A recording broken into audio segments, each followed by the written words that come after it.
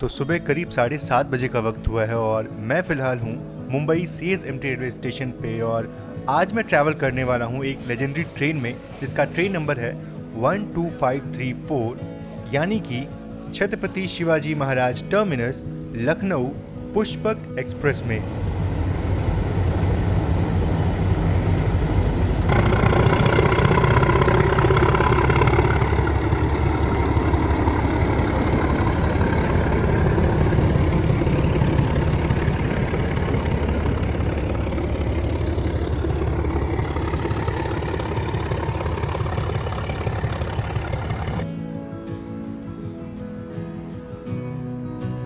चलिए अपनी ट्रेन तो प्लेटफॉर्म पे लगाई जा चुकी है, बाकी इसका डिपार्चर 8:25 पे है। और दुख की बात ये है कि मैंने फिर से साइड लोअर ऑप्ट किया था सेकेंड एसी में, पर मुझे मिला साइड अपर सीट।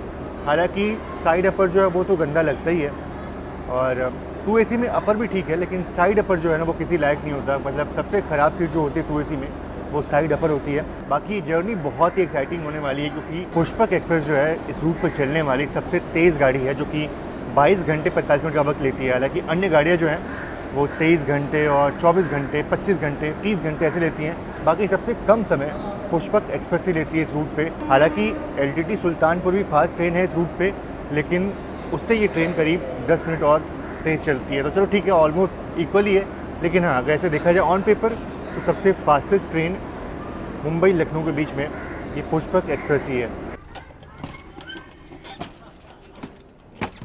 फिलहाल तो काफ़ी सीट्स खाली लग रही है, लेकिन पता है मुझे कि ये तो भरने वाली है सारी। तो 8:25 का डिपार्चर था, पर ट्रेन अभी डिपार्चर ले रही है 8:40 पे। तो यहीं पे अराउंड 15 मिनट ट्रेन लेट हो चुकी है।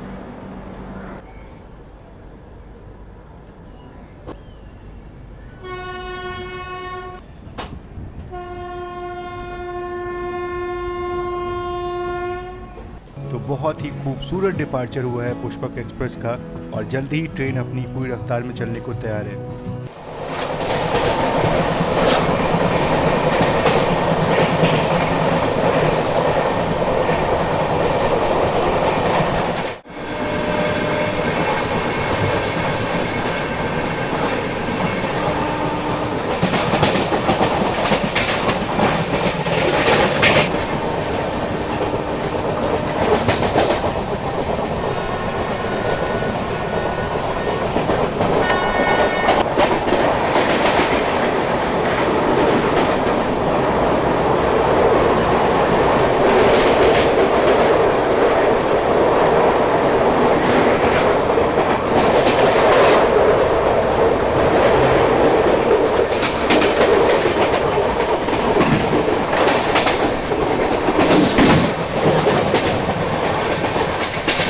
वैसे थोड़ी अफसोस की बात ज़रूर से है कि साइड लोअर सीट जो है वो नहीं मिली मुझे। हालांकि ये वाली सीट अगर मिलती तो काफ़ी बढ़िया होता। बाकी हाँ, कल्याण तक ये वाली सीट खाली है, और उसके बाद से 23 नंबर सीट एक और है साइड लोअर, जो कि भोपाल तक खाली है। अब भोपाल तक खाली तब तक रहेगी अगर कोई करंट में टिकट बुक ना कर लिया। अगर करंट में कोई टिकट बुक कर लिया तो मतलब ये है कि अगर किसी ने करंट में टिकट बुक नहीं किया ना, तो भोपाल तक वो वाली सीट जो है वो खाली जाएगी, और आराम से रात के 9 बजे तक मैं साइड लोअर में जर्नी कर सकता हूँ अगर ऐसा हुआ तो।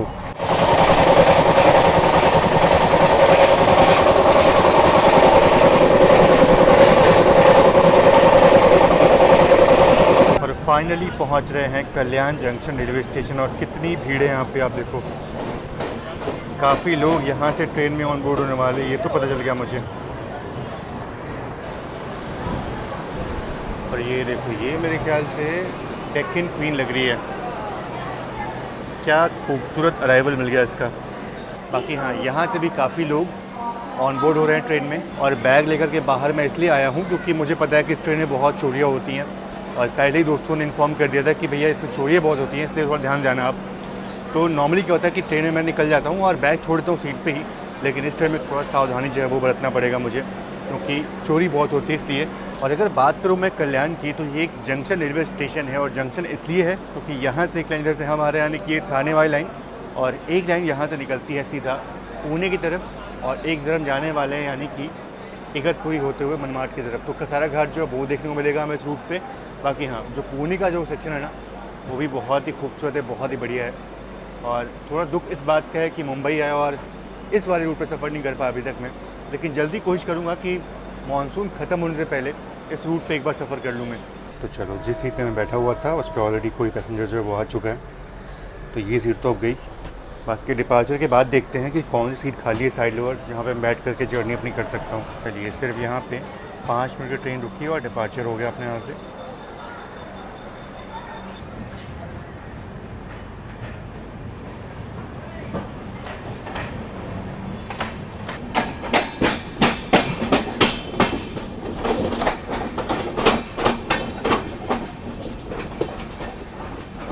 तो ये लाइन निकल जाती है पुणे की तरफ और हमारी ट्रेन अब निकल चुकी है इगतपुरी होते हुए मनमाड की तरफ।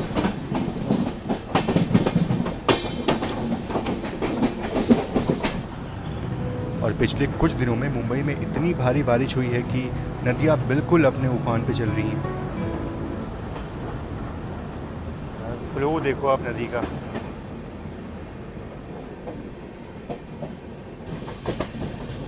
कालू रिवर, क्या बढ़िया काले बादल छाए हुए हैं हर तरफ और ऐसा लग रहा है कि मानो बहुत ही तेज़ बारिश जो है वो होने वाली है।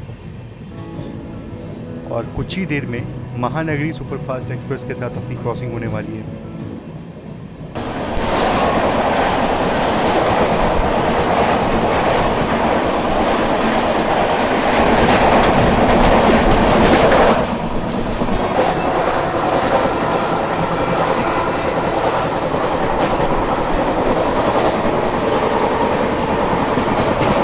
महानगरी एक्सप्रेस के बाद सेंट्रल रेलवेज की राजधानी एक्सप्रेस के साथ क्रॉसिंग हो जाती है।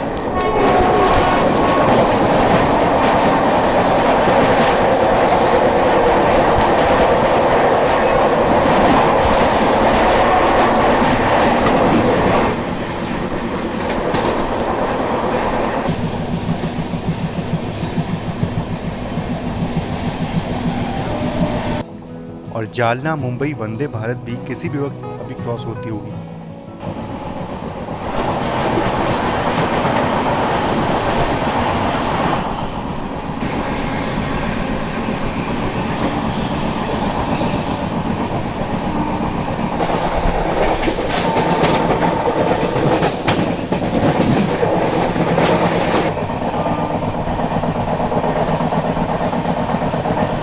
और भारी बारिश के बाद क्या लैंडस्केप बदल जाता है, बिल्कुल चारों तरफ ग्रीनरी जो है वो देखने को मिलती है।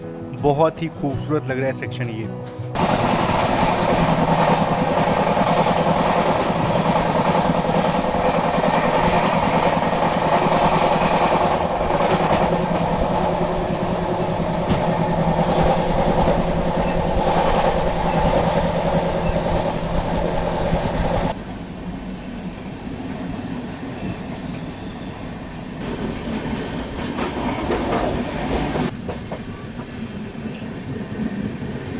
और ये है हावड़ा मुंबई मेल और फाइनली पहुंच रहे हम कसारा रेलवे स्टेशन।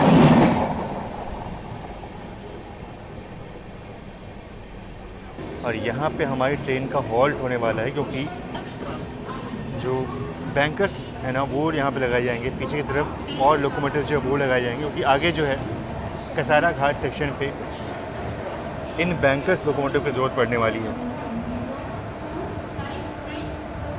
तो यहाँ ट्रेन थोड़ी देर रुकने वाली है, कम से कम 10 मिनट तो आराम से रुकने वाली है। आगे जो घाट सेक्शन है यानी कसारा घाट सेक्शन है, मैंने आपको ऑलरेडी बहुत बार दिखाया हुआ है और इस बार भी मतलब दिखाऊंगा मैं, लेकिन ऐसा नहीं कि पूरा घाट सेक्शन आपको दिखाने में ही टाइम लगा दूंगा, नहीं ऐसा नहीं है।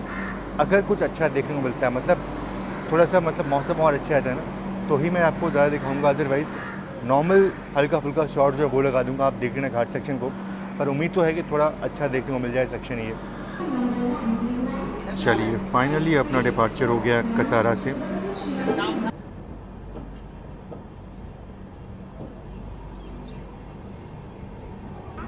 ये देखो सामने से कोई तो ट्रेन आ रही है, और सामने से आ रही है train number 12168 Banaras Mumbai LTT superfast express.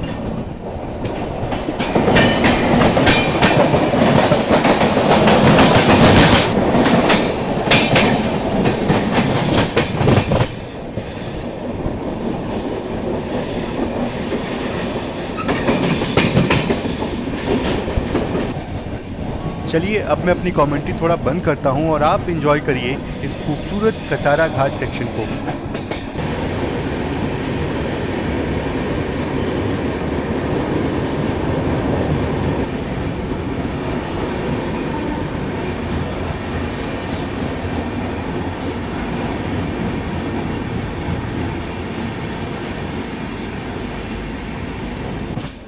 और ये है कैच साइडिंग, मतलब होता ये है कि मेन लाइन से थोड़ा सा अलग इसको बनाया जाता है। अगर कोई ट्रेन का ब्रेक फेल होता है, कुछ भी इमरजेंसी होती है, तो वहाँ पे ट्रेन जाके रुक सकती है। और सच में बारिश के बाद ये जो कसारा घाट सेक्शन है ना, वो अलग ही खूबसूरत लगता है।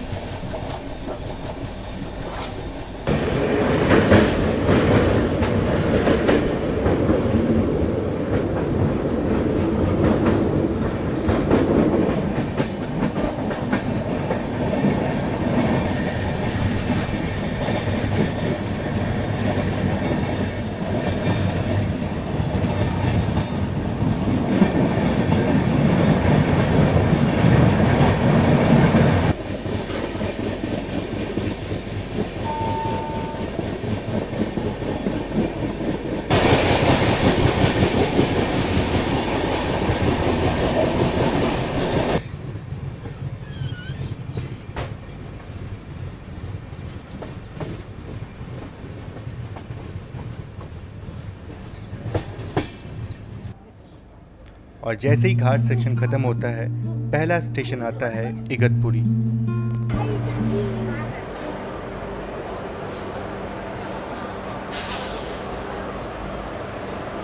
तो फाइनली पहुंच चुके हैं इगतपुरी रेलवे स्टेशन। और यहाँ पर बढ़िया वड़ा पाव जो वो मैंने लिया, यहाँ का फेमस है, मतलब वड़ा पाव यहाँ का अच्छा होता है। हालांकि कॉफ़ी भी यहाँ काफ़ी बढ़िया होती है, लेकिन फिलहाल कॉफ़ी जो देखने को मिली नहीं मुझे। यहाँ पे जो बैंकर्स है वो हो जाएंगे अटैच, और इसके बाद हमारी ट्रेन अब यहाँ से बिल्कुल अपनी सीमित रफ्तार में जो है वो चलेगी। हालांकि इसके बाद भी रफ्तार जो है वो कमी होने वाली है। चलिए, कॉफ़ी की शॉप वहाँ पे थी, देख नहीं पाया मैं लास्ट मोमेंट पे, और डिपार्चर हो गया अपना।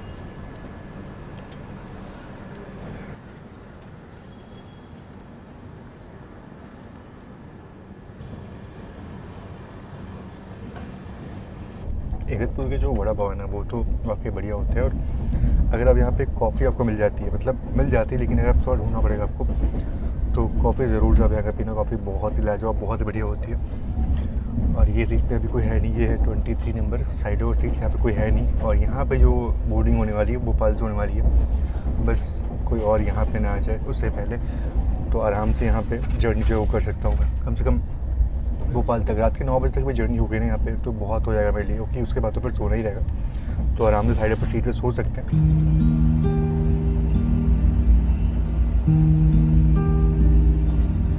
चलिए, काफ़ी देर से बैठे हुए हैं और पहुँचने वाले हैं नासिक रोड रेलवे स्टेशन, और वहाँ ट्रेन काफ़ी देर रुकने वाली है। अच्छा, ये देखो, ये रिवर कोई क्रॉस हो रही है, देववली कुछ करके रिवर कोई थी। बताओ, नॉर्मल डेज़ में पूरा जो है ना सूखा होता है, लेकिन अभी देखो छोटी छोटी जो नदियाँ हैं उनमें पानी जो है वो आपको देखने को मिल रहा है। मतलब अच्छी खासी बारिश जो है वो हुई है। चलो फिलहाल अराइवल हो रहा है अपना नासिक रोड पे, वो देख लेते हैं।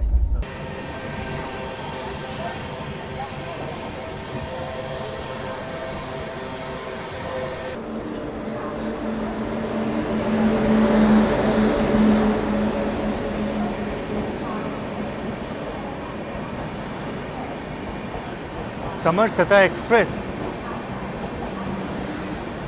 शालीमार लोकमान्य तिलक। यार, इस ट्रेन का नाम तो मैं पहली बार सुन रहा हूँ, मतलब देख रहा हूँ उसको, समरसता एक्सप्रेस, नाम बहुत ही अच्छा है। चलिए, डिपार्चर का संकेत भी हो चुका है, और मौसम सच में बहुत ही बढ़िया हो रखा है। अगर ऐसा ही मौसम रहा ना तो वाकई बहुत मज़ा आएगा।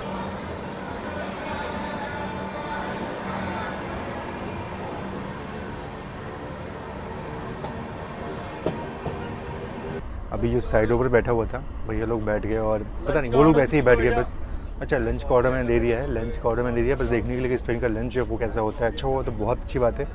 बाकी सोच रहा हूँ कि जब ये ट्रेन इतनी प्रचलित है ही तो उसका सब कुछ जो है वो रिव्यू करता हूँ कि कैसा है। अब सीधे इसके बाद हमारा हॉल्ट होने वाला है मनमाड पे। अब देखते हैं कि मनमाड से कौन सीट जो है वो भरने वाली है।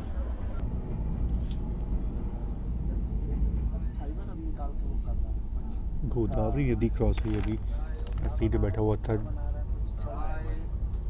और दूर से ही ये थम्स अप दिख जाता है और इसका मतलब ये हो जाता है कि जल्दी हमारी ट्रेन मनमाड जंक्शन पहुंचने वाली है।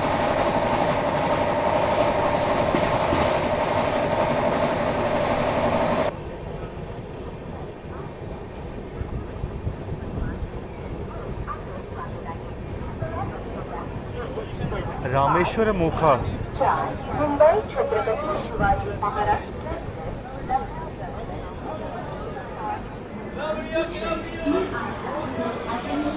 तो मनमाड अभी मेरे कोच में काफ़ी लोग गए अंदर, तो मेरे ख्याल से जो एक लोअर सीट बची थी वो भी यहाँ से जाने वाली है।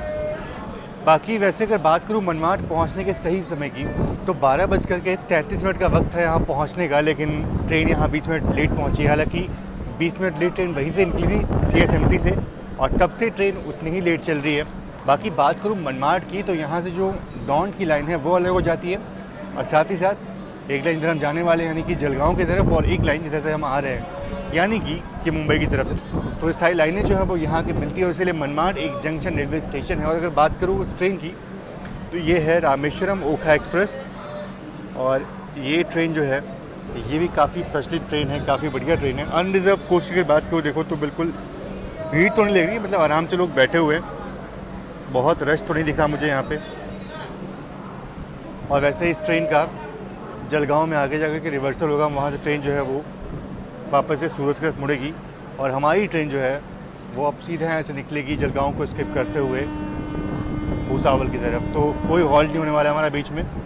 और एक और चीज़ है कि मौसम बहुत ही बढ़िया हो रहा है और अगर बारिश होती रहे ट्रिप के दौरान ना तो अच्छा रहेगा, काफ़ी बढ़िया रहेगा। अब देखते हैं कि इन दोनों ही ट्रेन में से किसको पहले डिपार्चर मिलता है। जहाँ तक मुझे लगता है कि हमारी ट्रेन को पहले छोड़ा जाएगा और ये ट्रेन जो है वो बाद में निकलेगी। चलिए, जैसी उम्मीद थी पहले हमारी ट्रेन को डिपार्चर मिला यहाँ से। तो ये जो थाली है ये मैंने ट्रेन के मंगा लिया था बस टेस्ट करने के लिए कैसा है उस ट्रेन का खाना। बाकी देखो ये चीज़ मिल जाती है, राइस मिल जाता है, दाल है, चपाती जो कुछ ऐसे दिया गया। अब ये लंच देख करके तो अच्छा लग रहा था लेकिन अगर मैं दिखाऊं तो रोटियां बिल्कुल रूखी सूखी थी और उसके बाद से अगर इसको मैं तोड़ने की कोशिश करूँगा तो बहुत मेहनत लगी तोड़ने में।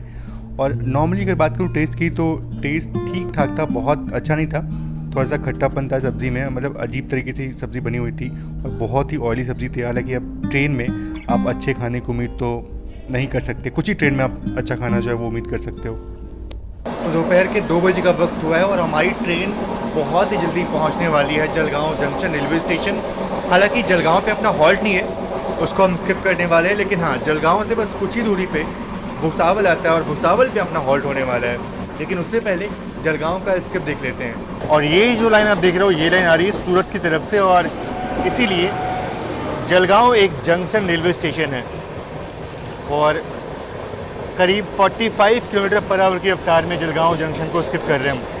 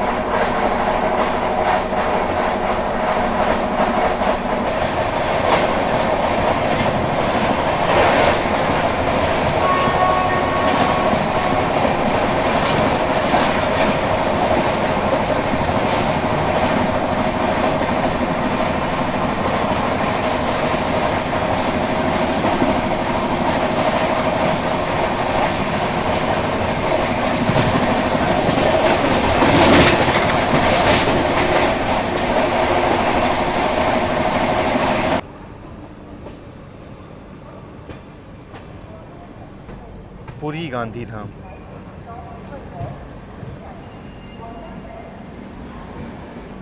भूसावल से भी काफ़ी बोर्डिंग होने वाली है।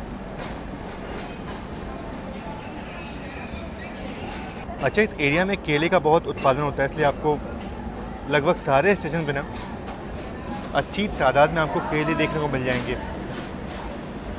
ये देखो, यहाँ भी हर तरफ आपको केले जो है वो देखने को मिलेंगे।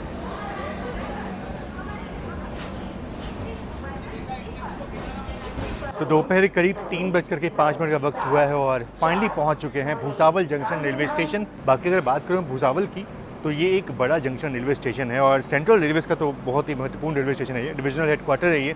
और अगर बात करूँ जंक्शन क्यों है, तो यहाँ से जो नागपुर की लाइन है वो अलग हो जाती है और यहाँ से खंडवा और इटारसी की लाइन जो है वो अलग हो जाती है। मतलब इटारसी आप वाया नागपुर होते हुए और वाया खंडवा होते हुए पहुँच सकते हैं यहाँ से। तो ये एक लाइन हो गई। बाकी एक लाइन जैसे हम आ रहे हैं यानी कि जलगांव और ये मुंबई वाली लाइन, तो ये सारी लाइनें जो हैं वो यहाँ के मिलती हैं और इसीलिए ये एक बड़ा जंक्शन रेलवे स्टेशन है। और अगर बात करें भूसावल की ना, तो आपने देखा कि यहाँ पे आसपास बहुत ज़्यादा केले का प्रोडक्शन होता है और यहाँ से मतलब सिर्फ भूसावल नहीं बल्कि जलगांव और ये पूरा जो एरिया है ना, यहाँ केले का प्रोडक्शन बहुत ही ज़्यादा मात्रा में होता है और यहाँ से केले देश के अन्य भागों में भी एक्सपोर्ट किए जाते हैं। और एक चीज़ और है कि ट्रेन करीब 25 मिनट लेट चल रही थी, लेकिन यहाँ आते आते ऑलमोस्ट ट्रेन ने कुछ कवर कर लिया है। यहाँ आते आते सिर्फ ट्रेन 10 मिनट की देरी से पहुँची। हालाँकि होम सिग्नल पे ट्रेन बिल्कुल ऑन टाइम पहुँच गई थी। प्लेटफॉर्म पर आते आते ट्रेन 10 मिनट लेट हो गई है। बाकी जो इतना लेट तो चलता है और मुझे लगता है कि आगे और जो है वो ट्रेन कवर कर लेगी और आगे फर्दर जो भी स्टेशन है वहाँ ऑन टाइम पहुँचेगी। देखो यहाँ कुछ गड़बड़ हुआ है। अच्छा, पानी नहीं आ रहा है शायद इसलिए वहाँ कोई दिक्कत आई है। अच्छा, A2 कोच में फ्लश की दिक्कत आ रही थी, इसलिए यहाँ पे कुछ मोटर में कुछ तो दिक्कत वो आ रही थी, उसको ठीक किया जा रहा था।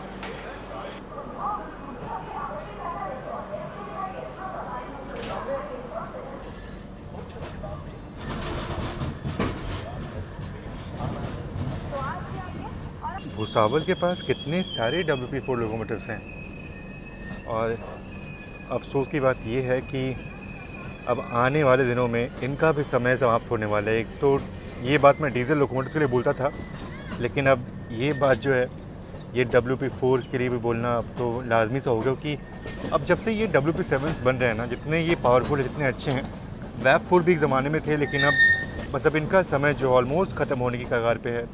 और इसीलिए देखो तो आप बहुत सारे जो WP4 लोकोमोटिव्स हैं वो आपको भूसावल शेड पे रेस्ट करते हुए नज़र आएंगे। बिल्कुल इनके पास काम की कमी हो चुकी है। और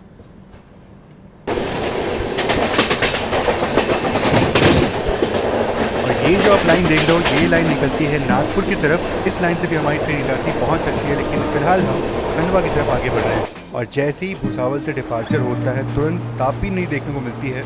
नॉर्मल डेज़ में बिल्कुल सूखी हुई नदी होती है, लेकिन आप बारिश के बाद देखो कितना ज़्यादा पानी है इस नदी में।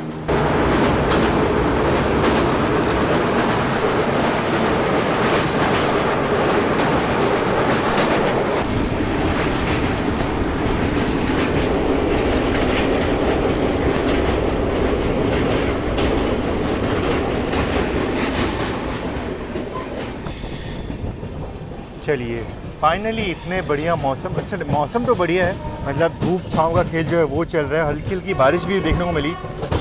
और फाइनली अपना अराइवल हो रहा है खंडवा जंक्शन रेलवे स्टेशन पे और यहाँ डिपार्चर हो रहा है जयनगर LTT पवन एक्सप्रेस का।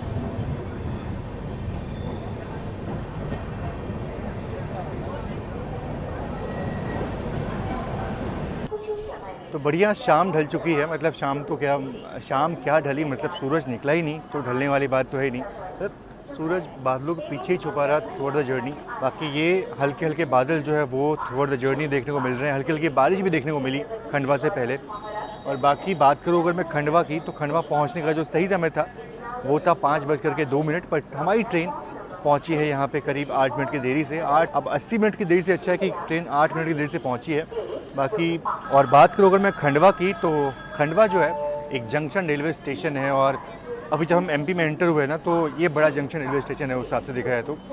और यहाँ से जो अकोला की लाइन है वो अलग हो जाती है, जो इंदौर की लाइन है वो यहाँ से अलग हो जाती है। अब देखो इंदौर से याद आया मुझे कि एक ज़माने में ये पूरा इंदौर से पूरा नजीमाबाद तक ना, हैदराबाद तक आप समझ जाओ, ये पूरा जो था ये मीटर गेज का सेक्शन था और बड़ी फेमस ट्रेनें यहाँ चलती थी। मीनाक्षी एक्सप्रेस का नाम तो आपने सुना ही होगा।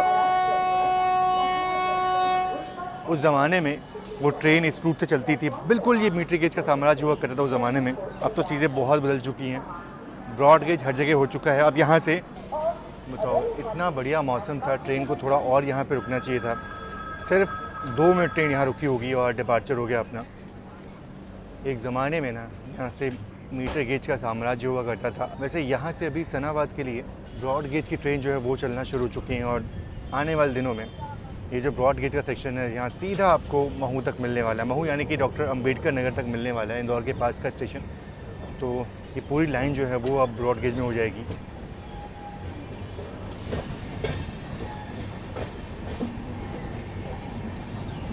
और खंडवा के बाद अब सीधा अपना हॉल्ट होने वाला है इटारसी में। और मैं सोच रहा हूँ कि इटारसी में अब जैसे ट्रेन का खाना तो मैंने देख लिया, ट्रेन का खाना उतना अच्छा है नहीं, मज़ा नहीं आया मुझे। तो सोच रहा हूँ इटारसी में एक फेमस रेस्टोरेंट है नीलम करके, खाना बहुत ही बढ़िया मिलता है, बहुत ज़बरदस्त अच्छा क्वालिटी होता है उनका।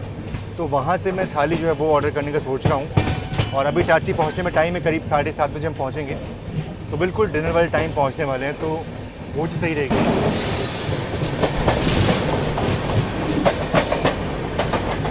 अच्छा, ये तो मऊ एलटीटी लग रही है, मऊ लोकपाल ने तिलक। बताओ, शाम के सिर्फ 5:10 का भी टाइम हुआ है और इतना अंधेरा जो है वो कुछ हो गया। बाहर बादल है इसलिए थोड़ा सा अंधेरा है। और बाकी जो लोअर सीट में बैठा हुआ था उस पर बाकी स्टाफ लोग हैं वो आ गए, तो वो सीट भी अब चली गई है, कोई सीट खाली नहीं बची हुई। तो अब मजबूरन साइड पर सीट पे आना पड़ गया। ठीक है, मतलब अब साइड पर सीट की बात करूँ तो देखो हेड स्पेस जो है वो तो होता है, ठीक ठाक होता है। मतलब क्या बोलूँ, यहाँ पे एक विंडो देते हैं ना बढ़िया सा, एक छोटा सा एक विंडो यहाँ पे देते तो काम चलता अपना आराम से। लेकिन चलो ठीक है, कोई नहीं, थोड़ा सा क्लॉस्ट्रोफोबिक लगता है मुझे ये साइड पर सीट। और अपर फिर भी ठीक है, मतलब अपर में काफ़ी स्पेस होता है, ये यहाँ स्पेस थोड़ा कम होता है।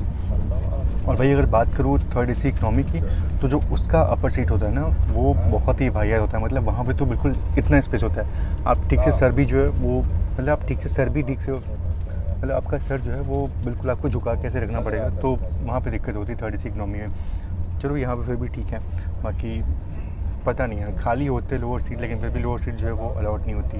बाकी चलो, इस ट्रेन में खाने पीने का तो ऑप्शन है, बहुत सारा ऑप्शन है। मैंने आपको लंच 2 दिखाई था, लंच तो कुछ ख़ास लगा नहीं मुझे, नॉर्मल सा था। बाकी मैंने चाउमीन जो है वो ऑर्डर कर लिया था, यहाँ पे देख के अच्छा लग रहा था, इसलिए मैंने कहा चलो ठीक है।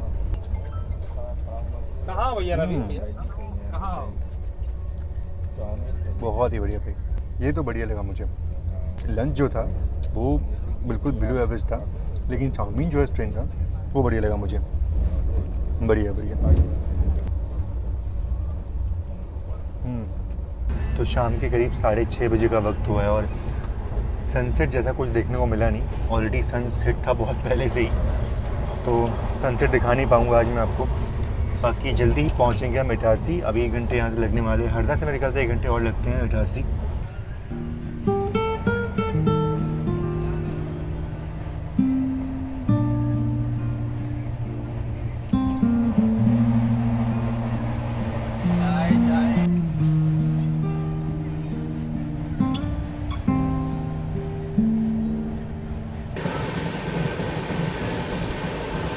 और यहाँ पे हम ओवरटेक कर रहे हैं भूसावल कटनी एक्सप्रेस को।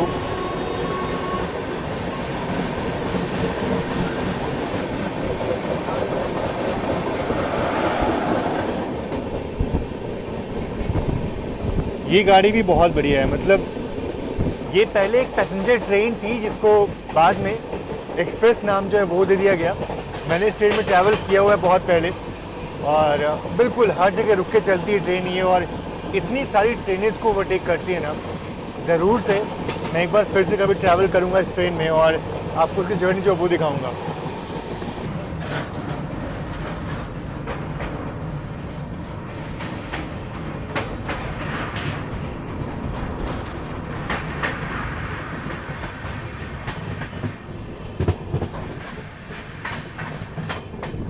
तो शाम के 7:30 बजे का वक्त हो रहा है और फाइनली पहुंचने वाला है इटारसी जंक्शन। बहुत देर से ट्रेन जो है वो होम सिग्नल पे खड़ी थी, मतलब करीब 20 मिनट से हम बाहर ही खड़े थे। चाहते तो बिल्कुल ऑन टाइम पहुंच जाते हैं हम, पर काफ़ी देर से रुके हुए थे बाहर। चलो फाइनली अराइवल हो रहा है प्लेटफॉर्म पे, तो अराइवल जो है वो देख लेते हैं।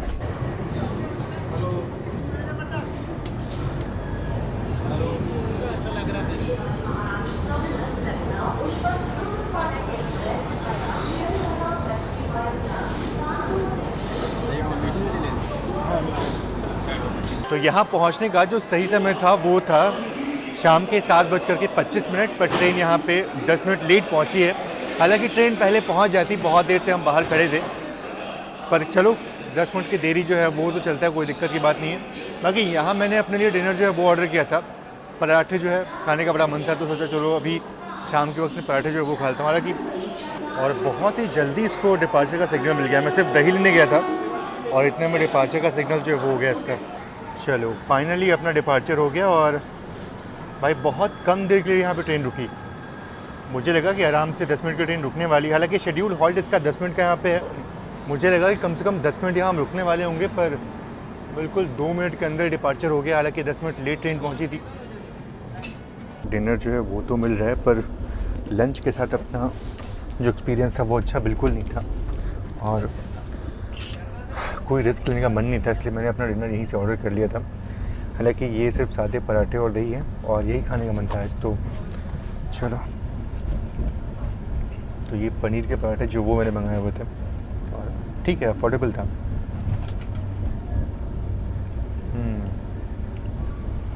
बहुत ही उम्दा टेस्ट है। तो इटारसी से निकलने के बाद ना नर्मदा माता जो है वो आती है, लेकिन इतनी रात में आपको कैसे दिखाऊंगा वो देखता हूँ मैं।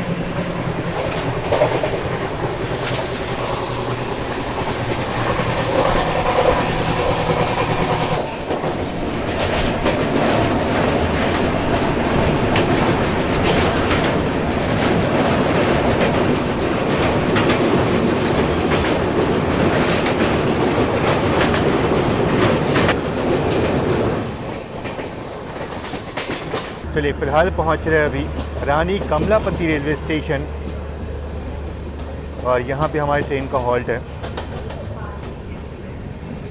बिल्कुल वर्ल्ड क्लास रेलवे स्टेशन है ये।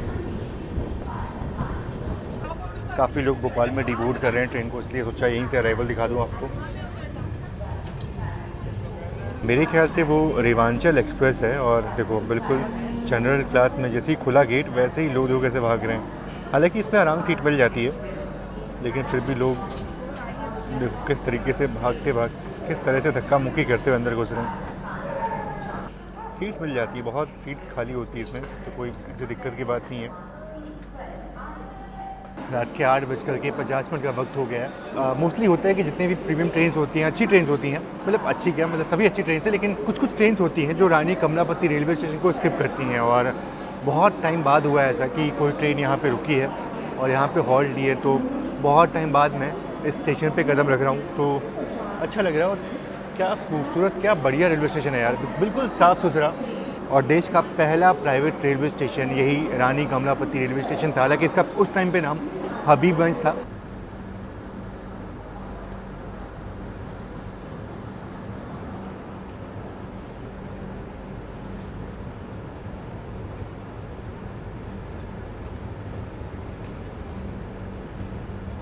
तो रानी कमलापति के बाद सीधा भोपाल पे अपना अराइवल होने वाला है और बहुत लोगों ने यहीं पे ट्रेन को डिबोर्ड कर दिया है। मतलब ये कि अब भोपाल जंक्शन पे काफ़ी लोग जो है वो ऑन बोर्ड होने वाले इस ट्रेन में। सीट्स जो हैं वो थोड़ी बहुत खाली तो दिख रही हैं, लेकिन सभी जो सीट्स है वो भरने वाली है वहाँ पे। और मेरी जो साइड डोर सीट है, बस ये सफ़र यहीं तक का था। लेकिन चलो ठीक है, मतलब रात के 9:30 बजे तक अगर मुझे लोअर बर्थ मिल जाती है, आराम से मैं रात में आके सो सकता हूँ। सिर्फ सोना ही तो रात में, तो वो आराम से मैं सो सकता हूँ।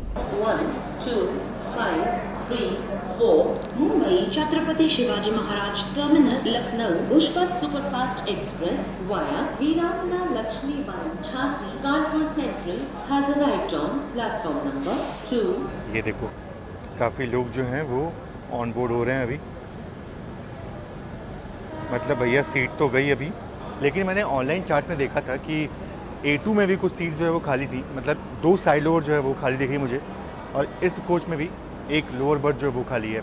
वो कब तक खाली रहती है पता नहीं, क्योंकि देखो अब इसके बाद सीधा ट्रेन का हॉल्ट जो है वो ललितपुर होने वाला है और ललितपुर के बाद झांसी होने वाला है। तो हो सकता है कि अगर झांसी में या फिर ललितपुर में किसी ने करंट में टिकट बुक की तो वो सारी सीट जो है वो वहीं पे ख़त्म हो जाएंगी, और अगर नहीं की तो फिर तो रहने वाली हैं। खैर भोपाल पहुंचते पहुंचते हमने करीब 840 किलोमीटर की जर्नी पूरी कर ली है।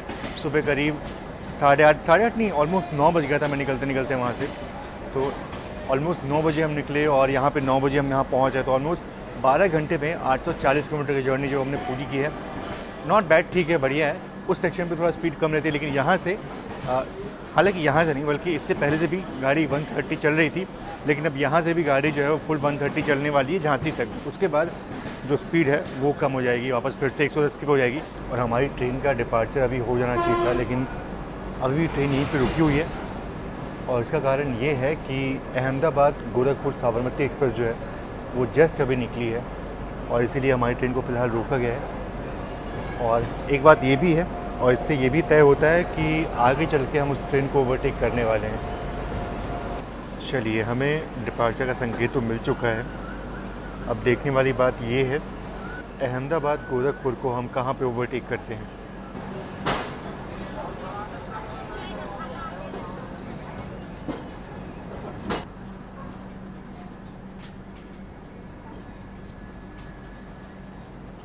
और किसने चेन पुलिंग जो है वो कर दी, चेन पुलिंग करके ट्रेन को रोक दिया गया। अब ये देखो वापस से फिर से प्रेशर जो है वो बनेगा और फिर ट्रेन यहाँ से निकलेगी, तो बहुत समय व्यर्थ होता है अगर चेन पुलिंग होता है तो। जस्ट अभी ट्रेन भोपाल से निकली थी, आप देखो पीछे स्टेशन आप देख सकते हो।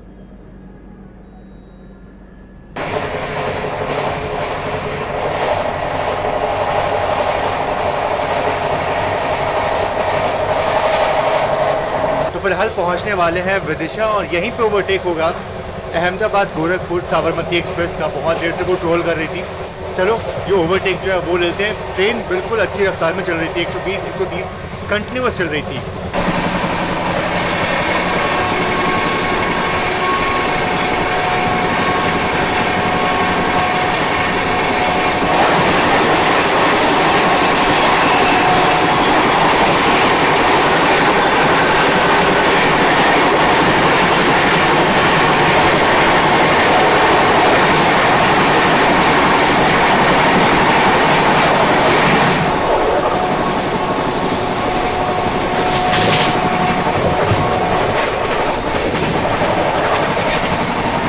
अभी जस्ट हमने ओवरटेक किया साबरमती को और उसके बाद फिर से चेन पुलिंग हो गई।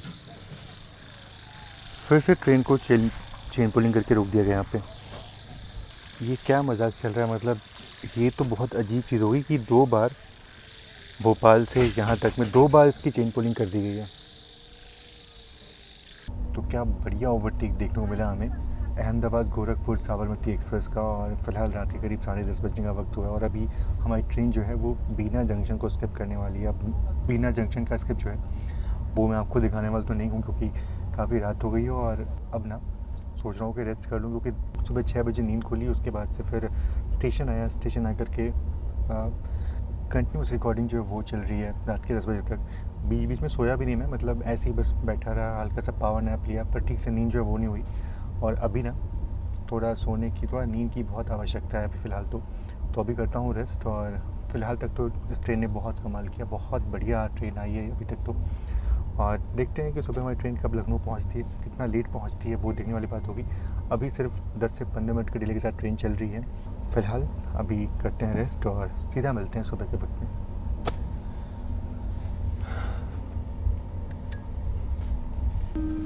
तो सुबह जब नींद खुलती है तो ट्रेन लखनऊ ऑलमोस्ट पहुंचने वाली थी। मानक नगर स्टेशन क्रॉस हो रहा था और क्या टाइमिंग हुई है। ऊपर से कोई तो ट्रेन गुजर रही थी WJ9 के साथ।